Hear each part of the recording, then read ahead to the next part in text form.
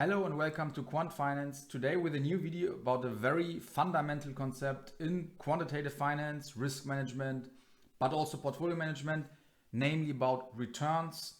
I often see that people think that returns is a very simple concept, but really if you deal with it, it can be very challenging. The math behind it, there are different types of returns. And it's very, very fundamental. You can't talk about derivatives pricing, trading, risk management if you haven't understood the concept of returns properly. So that's what we want to do.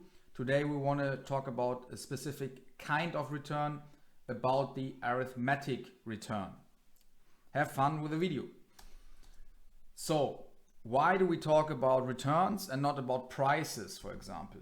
So prices can be very difficult to compare. If you imagine two stocks from two different companies, and one stock is worth $1,000 and the other is worth $10, then they are not comparable. If both, for example, increase by $1, then that doesn't imply it's the same performance for both companies, that they performed in the same way. But it's very different because one is only worth $10, and there a $1 increase is a lot, and the other is worth $1,000, where $1 increase in the price is not so much. And that's why we have to think about prices relative to its current level. So if we want to define it mathematically, then let PT be the price of an asset in T, and DT a certain cash flow at T that is generated by that asset. For example, if it's a stock, could be a dividend. If it's a bond, it could be a coupon or whatever. And then the arithmetic return is defined the following way. So we call the return RT for return in period T, and that's equal to PT, so the price of the asset in T, minus PT minus 1, the price yesterday, plus the dividend or the cash flow that was generated in time T, divided by PT minus 1. That you can simplify. You can say that's PT plus DT divided by PT minus 1, because here you have PT minus 1 divided by PT minus 1, and that simplifies to 1. So what does RT now describe? It actually describes the change in the price, which you see here in the numerator, PT minus 1, of an asset relative to its previous value, divided by PT minus 1, price from yesterday.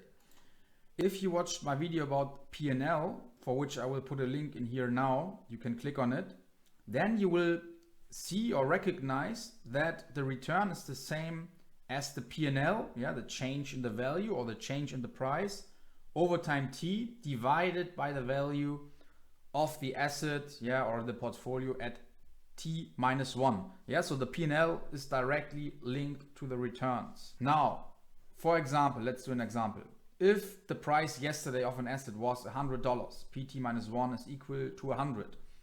And the price today is 105, and that asset generated a dividend of 5, then the return would be 105, price today, plus the dividend, plus 5, divided by 100, the price yesterday, minus 1, which is 0.1, and that's equal to 10%. So that means you gained 10% by holding that asset, or you could say you gained 10% and you can decompose it. 5% you gained by the price appreciation, so the price increased by 5, from 100 to 105.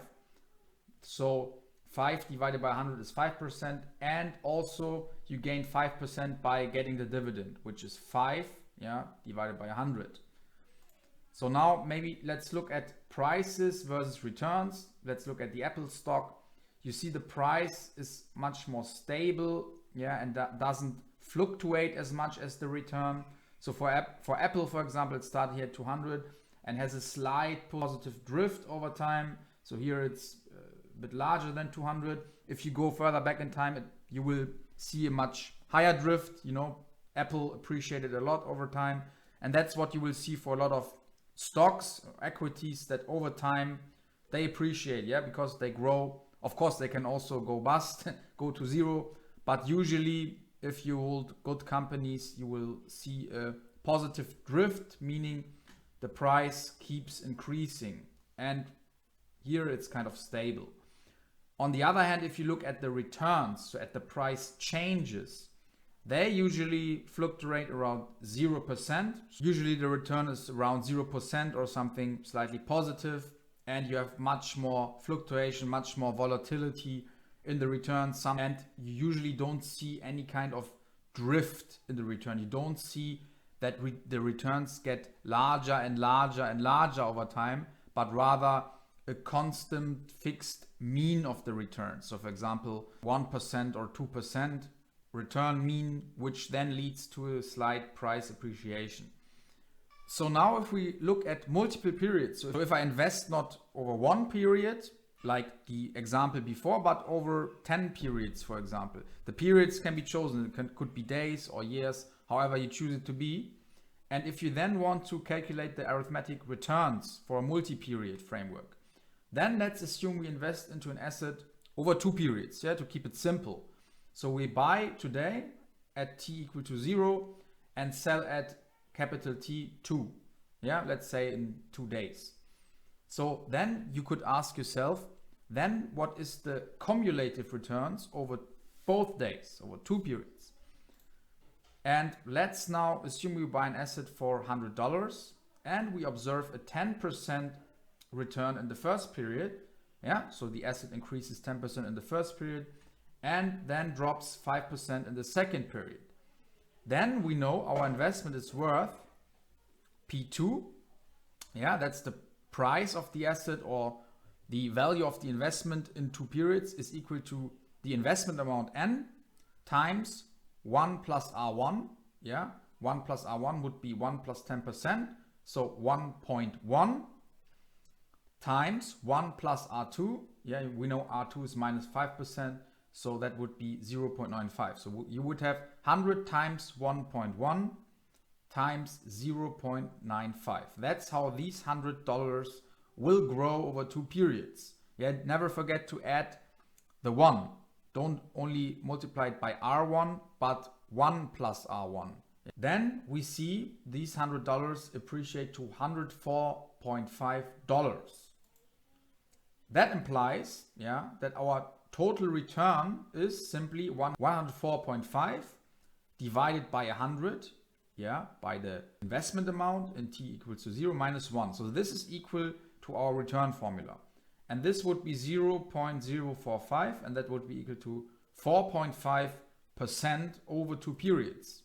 So then we can say for t periods, a given investment compounds to t, which is the value of the asset after t periods. That's equal to n, so to the investment amount, times 1 plus R1, so the first return, times 1 plus R2, the second return, and so on, times 1 plus RT, the return in period t. So you see it's a multiplicative functional form, and that you can abbreviate with this product sign. So it's multiply from t equals 1 to large T, 1 plus RT, times n, of course, which I forgot here. And then you have the value of your asset or your portfolio after t periods. And now, of course, we don't only want to know the value of the asset, but the return of the asset or the portfolio. And for that, we know that R capital T is this value, to which we compound with these given returns, divided by the initial value. We always want the relation to the initial value, minus 1. So then we can formulate this PT out. This we just showed is P0, so the initial investment amount, times the product over these returns from T equal 1, first period, to capital T of 1 plus RT. You multiply these and multiply this by P0, the initial value, and divide it by P0 minus 1. And then you see something interesting. The P0 drops out. Here in the denominator and in the numerator. And then you have simply this product of 1 plus RT from T equals 1 to large T minus 1. So this is your multi-period return of a given asset or a portfolio. This formula, of course, assumes that returns compound, meaning that any given gains are reinvested, right? Because you have this multiplicative form. So for example, if you have 100 and the 100 grows by 10%, you have 110 in the next period. But then because you multiply the 110 times 1 plus R2, you implicitly assume that these 10 euros that you gain are also directly invested. Yeah, this is an implicit assumption in this formula. You can also assume that the portfolio should be rebalanced, yeah, such that gains are not reinvested, but you pull them out of your portfolio, and losses, for example, are compensated. So if you drop below a certain threshold, for example, if you see that your investment below $100 because you had negative returns, then you can say you compensate it by, putting in as much money as is required to, again, $100 of exposure. Yeah. And then the initial portfolio exposure is constant, and the gain after T periods is gamma T, yeah, is equal to P0 times R1 plus P0 times R2 plus ... plus P0 times RT. So here you see you always keep this investment amount P0 constant and multiply it with the returns, and then add for the next period again the same investment amount times the next return. Yeah, here you don't compound, you have constant exposure of P0.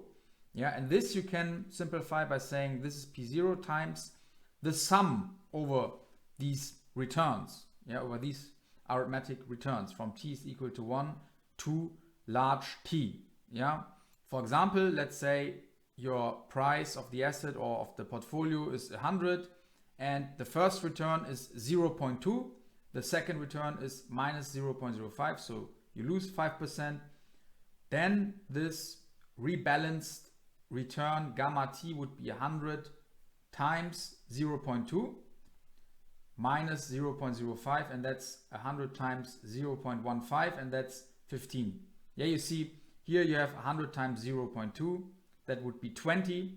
Yeah, and then you have minus 0.5%, 100 times minus 0.05 is minus 5, so 20 minus 5 is 15. Yeah, you see here, for example, did not reinvest these $20 that you gained in the first period, and that you see because only multiply this minus 0.05 with 100 and not with 120. That's the difference. Then, yeah, now if we want to talk about the cumulative returns with rebalancing for T periods, yeah, then you have R0T, so this is the rebalancing return. This would be equal to your initial asset value or portfolio value plus the rebalancing return gamma T divided by P0 minus 1. And now you can plug in the formula for gamma T, which we have just seen, and then you get P0 plus P0 times the sum of these arithmetic returns from T equal to 1 to large T divided by P0 minus 1. And here again, P0 divided by P0 is 1. Then you have 1 minus 1, this cancels out. And what's left is simply the sum over the returns. Yeah, so P0 divided by P0, 1 minus 1 cancels out. And then also P0 divided by P0 is also 1 here. And then you are only left with this formula, yeah, which is the sum over all arithmetic returns. So yeah, the multi-period return with rebalancing is just the sum over the returns of the individual periods. So an interesting thing, while the cumulative compounding return, which we talked about earlier, is lower bounded by minus 1, yeah, you can't lose more than 100%. Yeah, if you have a stock which is worth 100, then it can't go lower than 0. So the most you can lose is 100%. The cumulative return under rebalancing can actually be infinitely negative because losses are rebalanced. Yeah, for example, if you have you hold a stock $100 and it decreases by 50%, then it's only worth 50, and then you would rebalance back to 100. Yeah, so you reinvest into this portfolio, buy more stocks, and this money you have invested you can lose again in the next period. Yeah, and thus this profit gamma t of a rebalanced portfolio can be actually negative. Yeah, usually in theory or in textbooks it's often assumed that returns are compounded, meaning that gains are invested. Now let's have a look at how returns are calculated in practice by looking at this Excel sheet. So I have price data from the Apple stock, the adjustment close price for the following dates from 20th of September 2024 until 31st of December in 2018. Yeah, so these are Apple prices. So now the first thing we do, look at this formula here, we calculate the arithmetic returns for each period, and a period is defined as a one-day return. Yeah, and we just apply this simple formula. Forget the dividend part, the DT, because I ignored dividends in this example. So we will simply have to calculate PT, so the price of today divided of the price yesterday minus 1, and that's how you get the returns here. You see, I calculate Phi3, which is the price of yesterday, the 20th of September, divided by the price of the 19th of September, this one, the red cell, minus 1. Yeah, and this formula I just pull down, and then I get all the daily returns. So now let's do the following. Let's calculate the so-named compounding factor here. Yeah, the compounding factor is basically simply 1 plus the returns, because you know when you compound the investment, which we want to talk about in a minute, then you need to multiply it by 1 plus the return. I pointed that out in the video. Yeah, so here I simply calculate 1 plus the return and pull down the formula, and then you get the compounding factor. Now let's assume we invested $1,000 in the Apple stock on 31st of December 2018. Yeah, so here we invested $1,000, bought the stock for $37.7. Yeah. Then first what we do is we calculate the amount of periods, which here is the amount of days, simply with a count command. Yeah, we count the days and we see it's 1,441 days. So now we want to know what's the investment worth after these 1,441 days. Yeah, how did this investment compound, or what did it compound to? And for that we have also a formula, yeah, which is simply this one here, the second one. So the investment amount after t periods is the investment amount, yeah, n, which is the 1,000 times 1 plus R1 times 1 plus R2 and so on. So it's basically the product over 1 plus the daily returns times n. So that's what we do here. We take the investment amount 1,000 and multiply it with the product of the compounding factor. Yeah, the compounding factor is this 1 plus RT. Yeah, and then we see this investment would have compounded to $6,051.91. Yeah, so that would be basically the value of your investment today. Yeah, if you invested $1,000 into the Apple stock 1,440 days ago. So now we can ask ourselves, what's the return? Now we know, yeah, in absolute terms, what is it worth, but what's the return on investment? Yeah, the arithmetic return we talked about. And for this, you can simply use this third formula here, where you divide the investment value after t periods, which we have just calculated, by the initial investment value, minus 1. That's what we do here. We take the value of the investment today, to which it compounded, $6,051.91, and divide it by the initial investment of $1,000 and subtract 1. So then we see we have a nice return of 505.2%, and that's the t period return. Now this return you can also calculate in a different way, which I did here. And you can do it like this. Yeah, you can simply take the product here over all compounding factors, meaning over all 1 plus RTs. So you take 1 plus the returns in each period and multiply them and subtract the 1, This is what I did here. I just simply took the product of the compounding factor or of all compounding factors, subtracted 1, and then you see you get the same, arithmetic multi-period return as with this formula. Yeah. Now you can ask yourself, we also talked about rebalancing returns. Yeah. What's the profit on a portfolio where I invested 1,000, where I didn't reinvest gains, but where I rebalanced? So that means whenever the investment increased over 1,000, yeah, I pulled out that money, I didn't invest it back in the Apple stock. And whenever it decreased under 1,000, I reinvested back into my portfolio such that the investment amount is always 1,000 in each period. So now I want to calculate what's the profit of this investment under rebalancing. Yeah, and for that we have this formula here, gamma t. This is simply the investment amount, P0, yeah, the initial investment amount, times the sum over all arithmetic one-day returns. Yeah, so that's what we calculate here. H2 is 1,000 times the sum simply of those returns. And this is basically my profit. This is what I've gained under rebalancing by investing 1,000.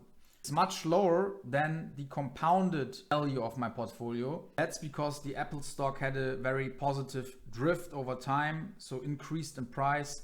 And all these appreciation in price, of course, under rebalancing are not considered. So you don't reinvest these gains that you make. And then obviously your profit or your value of your portfolio will be lower if you have a good performing stock. Now, if I want the return, I have to go to this formula where you simply add the initial investment value plus the gain, yeah, which we have just calculated, and divided by the initial investment value minus 1. That's what I've done here. So H7 is the profit of the rebalancing portfolio plus the initial amount divided by the initial amount marked in red minus 1. And then you see you have a return of 208.2%. Obviously, this is lower compared to the compounding return of 505.2. I've already explained why, because there was a positive drift in the Apple stock, and these gains under reinvestment, of course, grow and grow and grow, leading to such a large difference in these returns. If you like the videos, please give this video a like, maybe subscribe to the channel if you enjoy these kind of videos, and comment. Also, if you have something to criticize, I'm happy to discuss it.